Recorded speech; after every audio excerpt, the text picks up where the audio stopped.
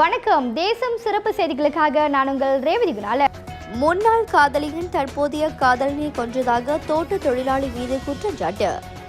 முன்னாள் காதலியின் தற்போதைய காதலனை கொலை செய்ததாக குற்றம் சாட்டப்பட்ட தோட்ட தொழிலாளி ஒருவர் வியாழக்கிழமை பத்துகாஜா மஜிஸ்ட்ரேட் நீதிமன்றத்தில் குற்றம் சாட்டப்பட்டார். 30 வயதான முகமது ஃபரிலாஸ் முகமது சுல்கிஃப்லி மீது சுமத்தப்பட்ட குற்றச்சாட்டை மஜிஸ்ட்ரேட் முகமது ஹாலித் முகமது மஸ்தான் முன்னிலையில் வாசித்து காட்டிய போது அவர் புரிந்து கொண்டதாக தலையசித்தார்.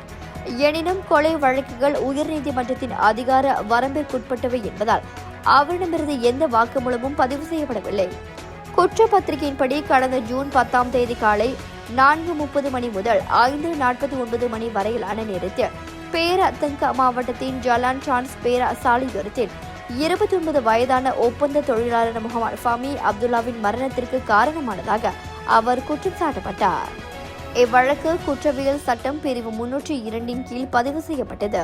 குற்றம் நிரூபிக்கப்பட்டால் மரண தண்டனை எழுத 30 ஆண்டுகளுக்கு குறையாத மற்றும் 40 ஆண்டுகள் மீறான சிறை தண்டனையும் மரண தண்டனை விதிக்கப்படாத பட்சத்தில் 12 பிரம்மடி தண்டனையும் வழங்கப்படலாம். பேரா மாநில காவல்துறை தலைவர் டாக்டர் முகமது ஆல்வி ஜைனல் அப்டின் கூறுகையில், பேரா மற்றும் போலீஸ் குற்றப்புலனாய்வுத்துறை அதிகாரிகள் இணைந்து மேற்கொண்ட நடவடிக்கையில் சந்தேக நபர் கைது செய்யப்பட்டதாக தெரிவித்தார். இத்துடன் இன்றைய செய்திகள் நிறைவடைகின்றன. மேலும் பல ஆன்மீக செய்திகளை தெரிந்து கொள்ள தேசம் டிவி மலேசியா யூடியூப், டிக்டாக் மற்றும் இதர சமூக வலைத்தளங்களை பின்தொடருங்கள்.